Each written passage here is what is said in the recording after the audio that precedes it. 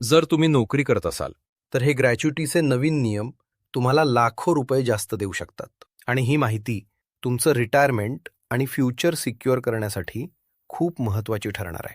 तर आज आपण समजून घेणार आहोत ग्रॅच्युइटी म्हणजे काय, ती कधी आणि किती मिळते, नवीन नियमांचा फायदा कसा आणि कोणाला होणार आहे, ग्रॅच्युइटी नेमकी किती वर्षांपेक्षा किती महिने कंप्लीट झाल्यावर मिळते, ग्रॅच्युइटीवरील टॅक्स रूल्स काय आहेत आणि नोकरी सोडताना किंवा स्विच करताना आपल्यासाठी चेक पॉइंट्स काय असायला हवेत. तर ग्रॅच्युइटी म्हणजे कंपनीत दीर्घकाळ सेवा दिल्यानंतर कंपनीकडून एम्प्लॉईला दिली जाणारी लंप सम रक्कम. सोप्या भाषेत सांगायचं तर तुमच्या लॉयल्टी आणि सर्व्हिसचा रिवॉर्ड. पूर्वी सर्वसाधारणपणे नियम असा होता की कंपनीमध्ये 5 वर्ष कंटिन्युअस सर्व्हिस पूर्ण केल्याशिवाय ग्रॅच्युइटी मिळत नव्हती.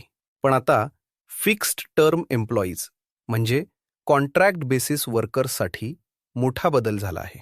नवीन लेबर कोडनुसार फिक्स्ड टर्म एम्प्लॉईला 1 वर्ष कंटिन्युअस सर्व्हिस पूर्ण झाल्यावरच ग्रॅच्युइटी मिळू शकते. म्हणजे आधी कॉन्ट्रॅक्ट वर्करला 5 वर्ष थांबावं लागायचं, पण आता जर कॉन्ट्रॅक्ट 1 वर्षाचा असेल आणि तो पूर्ण झाला तर ग्रॅच्युइटीसाठी एलिजिबिलिटी तयार होऊ शकते. पण इथे एक महत्त्वाची गोष्ट आहे, हा नियम सर्व एम्प्लॉईजसाठी नाही. परमनंट एम्प्लॉईसाठी अजूनही 5 वर्षांचा नियमच लागू आहे. म्हणजे रेग्युलर जॉबमध्ये असाल तर ग्रॅच्युइटीसाठी 5 वर्ष सर्व्हिस महत्त्वाची आहे. कॉन्ट्रॅक्ट एम्प्लॉई असाल तर वेगरनली प्रोव्हिजन्स लागू होऊ शकतात. आता येतो सर्वात महत्त्वाचा मुद्दा, ग्रॅच्युइटी कॅल्क्युलेशनमध्ये मोठा बदल. पूर्वी अनेक कंपन्यांमध्ये सॅलरी स्ट्रक्चर असा बनवला जायचा की बेसिक सॅलरी कमी आणि अलावन्सेस जास्त. त्यामुळे ग्रॅच्युइटीचा बेस कमी राहत होता. पण नवीन लेबर कोडनुसार वेजेसची डेफिनिशन बदलली आहे. जर अलावन्सेस खूप जास्त असतील तर काही हिस्सा पुन्हा वेजेसमध्ये ॲड केला जाऊ शकतो. आता उदाहरणासह जुनी आणि नवीन पद्धतीने कॅल्क्युलेशन समजून घेऊया. ग्रॅच्युइटी कॅल्क्युलेशनचा फॉर्म्युला आहे ग्रॅच्युइटी बराबर लास्ट ड्रॉन सॅलरी गुणिले 15 गुणिले नंबर ऑफ इयर्स वर्क्ड भागिले 26. इथे लास्ट ड्रॉन सॅलरी म्हणजे basic salary plus डिअरनेस allowance TA, 15 म्हणजे 15 दिवसांचा पगार, 26 म्हणजे महिन्यातील वर्किंग डेज धरले जातात. आता एक्झाम्पलने समजून घेऊया. जुन्या पद्धतीनुसार समजा एखाद्या एम्प्लॉईची बेसिक प्लस डीए सॅलरी 30,000 रुपये आहे आणि त्याने 10 वर्ष सर्व्हिस केली आहे. मग त्याच कॅल्क्युलेशन असेल 30,000 रुपये गुणिले 15 गुणिले 10 भागिले 26 म्हणजे 1,73,077 रुपये जवळपास. पण नवीन वेज स्ट्रक्चरनुसार काही अलावन्सेस वेजेसमध्ये ॲड झाले आणि ग्रॅच्युइटी बेस 38,000 रुपये झाला. तर 38,000 रुपये गुणिले 15 गुणिले 10 भागिले 26 म्हणजे 2,19,231 रुपये. डिफरन्स किती? तर 46,153 रुपये जास्त ग्रॅच्युइटी. म्हणजे सॅलरी स्ट्रक्चर योग्य असेल तर फ्युचर बेनिफिट खूप बदलू शकतो.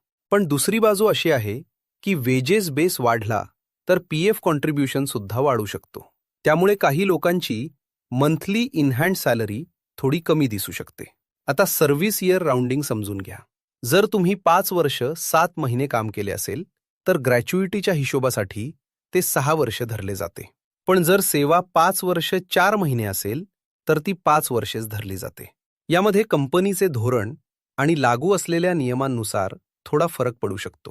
मुख्य म्हणजे ग्रॅच्युइटीची रक्कम केवळ नोकरी सोडल्यानंतरच राजीनामा किंवा निवृत्तीनंतर मिळते. तुम्ही एकाच कंपनीत 5 वर्षाहून अधिक काळ काम केले असले तरीही नोकरीत कार्यरत असताना ग्रॅच्युइटी मिळत नाही. आता टॅक्स साईड पण समजून घ्या. गव्हर्नमेंट एम्प्लॉईजसाठी मिळणारी ग्रॅच्युइटी पूर्णपणे टॅक्स फ्री असते. म्हणजे मिळालेल्या संपूर्ण रकमेला टॅक्स लागत नाही.